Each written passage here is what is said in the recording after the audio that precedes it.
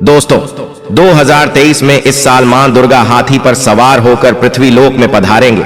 शास्त्रों में वर्णित है और मान्यताओं के अनुसार अगर शारदीय नवरात्रि पर यदि माता दुर्गा का आगमन उनके वाहन सिंह पर नहीं बल्कि हाथी पर होगा तो मान्यता है कि माता दुर्गा का हाथी पर सवार होकर आना बहुत ही शुभ और कल्याणकारी माना जाता है।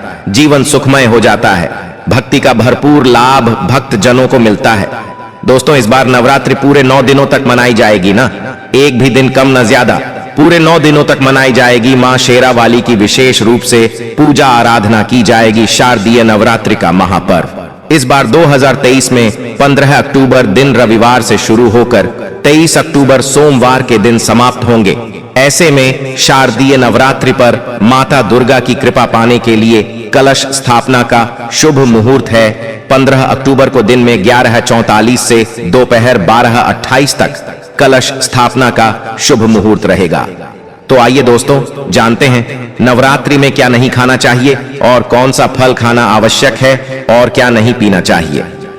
आज हम विस्तार से आपको बताएंगे दोस्तों। शास्त्रों के अनुसार बताए गए भारत में चाहे किसी भी प्रकार का व्रत या त्योहार क्यों न हो, उनसे जुड़े नियम का पालन करना अति आवश्यक माना जाता है, क्योंकि जो मन के मुताबिक किया जाए वो संघर्ष नहीं कहलाता।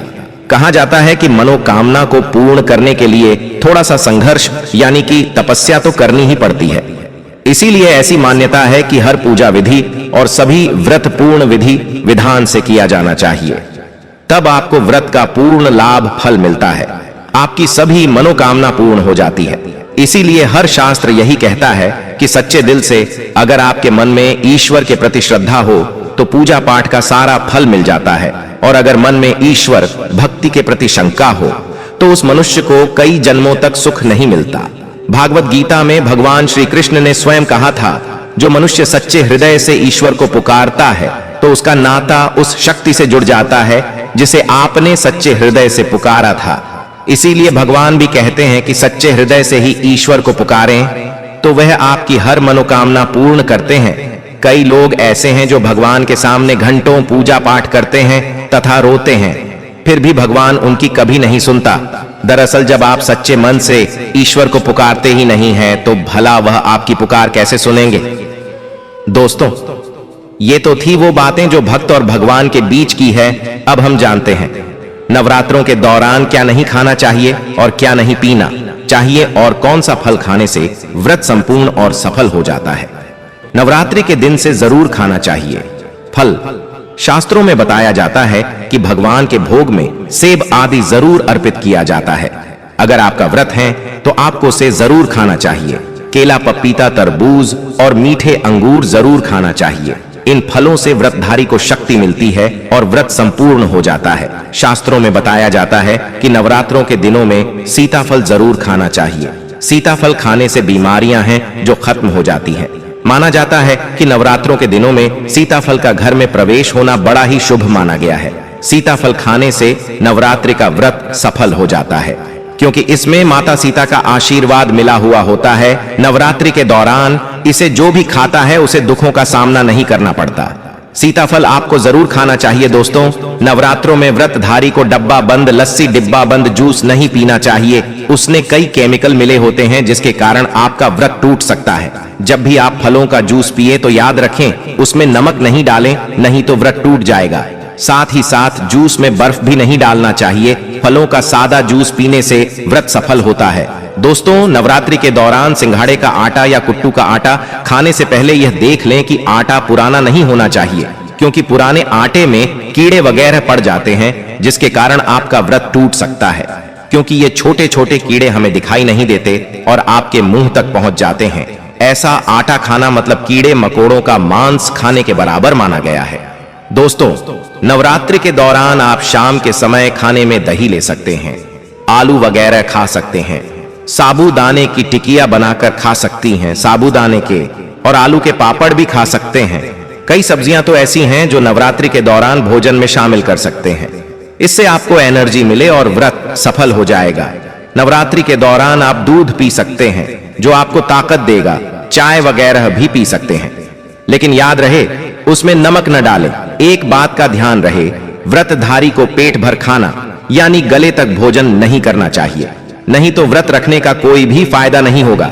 थोड़ा थोड़ा खा सकती है। दोस्तों, नवरात्रि के 9 दिन शक्ति मां दुर्गा को समर्पित होते हैं।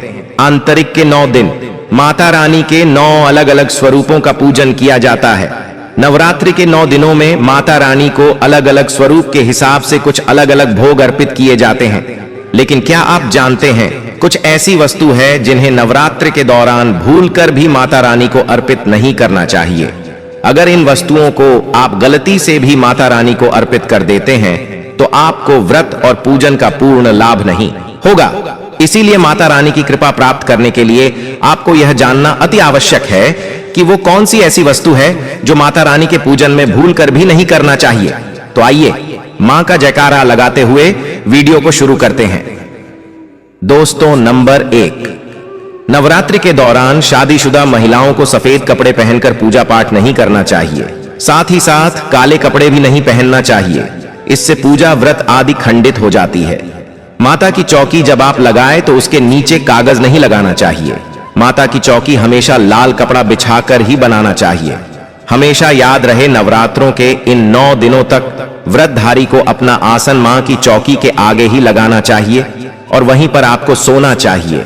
मंदिर को नवरात्रों के दौरान अकेला नहीं छोड़ा जाता, बहुत ही अशुभ माना जाता है। इससे दुर्गा माता नाराज हो जाती है और हमेशा के लिए चली जाती है। दोस्तों, नंबर 2, नारियल हिंदू धर्म में नारियल को समर्थित धन, श्रद्धा और सम्मान का सूचक माना जाता है। नारियल को श्रीफल भी कहा जाता है। नारियल को सुख समृद्धि में वृद्धि करने वाला माना जाता है। नारियल का हर मांगलिक कार्य में विशेष महत्व होता है। जैसे कि आप सभी जानते हैं कि माता रानी के कई मंदिरों में नारियल से बलि भी दी जाती है और माता रानी के पूजन में नारियल का इस्तेमाल हम सभी करते हैं। खासकर कलश की स्थापना नारियल से ही की जाती है। माता रानी के पूजन में हम नारियल इस्तेमाल करते समय कुछ गलतियां कर बैठती हैं। दोस्तों, नारियल कई प्रकार के होते हैं, एक हरा, दूसरा सूखा, जिसके अंदर पानी होता है, जिनसे नारियल के अंदर पानी होता है। माता रानी के पूजन में सदैव पानी वाला और जटा वाला नारियल ही इस्तेमाल करें। नारियल पूर्ण होना चाहिए, नारियल चटका हुआ या टूटा हुआ नहीं होना चाहिए, क्योंकि साबुत नारियल ही पूर्ण और पवित्रता का प्रतीक होता है। साबुत नारियल ही सुख समृद्धि का प्रतीक होता है। साबुत नारियल को ही श्रीफल यानी कि मां लक्ष्मी का फल कहा जाता है। नवरात्रि में माता रानी के कलश की स्थापना करते समय जटा वाला यानी पानी वाला नारियल ही कलश पर स्थापित करना चाहिए। साथ ही यह ध्यान रखना चाहिए कि नारियल को सदैव कलश के ऊपर लेटाकर रखना चाहिए। घट स्थापना करते समय कभी भी नारियल को खड़ा करके नहीं रखा जाता।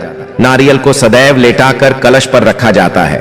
साथ ही नारियल को स्थापित करने से पहले आप नारियल को लाल कपड़े में लपेटकर उस पर तिलक करके और फिर लाल चुनरी उड़ाकर आप नारियल को कलश के ऊपर स्थापित करें। शास्त्रों के अनुसार कलश के ऊपर जब सही तरीके से नारियल रखा जाता है और सही प्रकार का नारियल रखा जाता है, तभी ही पूजन का पूर्ण फल प्राप्त होता है। यह भी ध्यान रहे कि महिलाएं माता रानी को नारियल अर्पित कर सकती है, लेकिन कभी भी माता रानी के सामने नारियल को भूलकर भी न तोड़ें, क्योंकि नारियल बीज रूप होता है और स्त्रियां बीज रूप से ही शिशु को जन्म देती हैं। इसीलिए कभी भी महिलाओं को नारियल नहीं तोड़ना चाहिए। दोस्तों, नंबर 3, लौंग।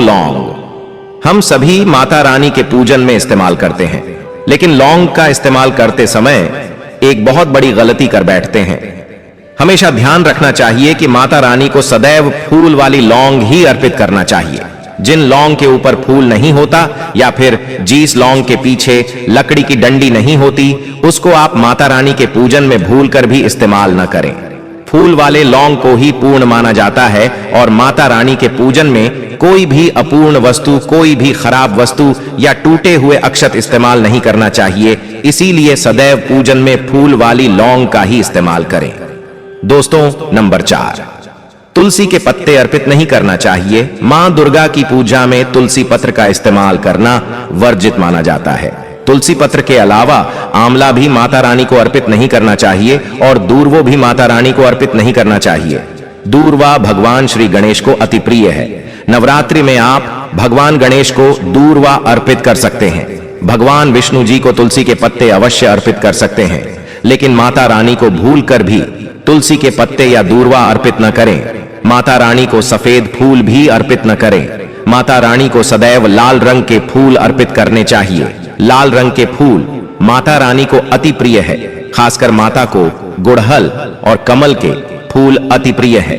शास्त्रों में बताया जाता है कि घर में माता रानी की 2 या 3 मूर्तियां या फोटो नहीं होने चाहिए। इस बात का भी आप विशेष ध्यान रखें कि माता रानी के पूजन में कोई भी खंडित चीज इस्तेमाल न करें। खंडित चीज जैसे कि छटका हुआ या टूटा हुआ दीपक या फिर चटका हुआ कोई बर्तन।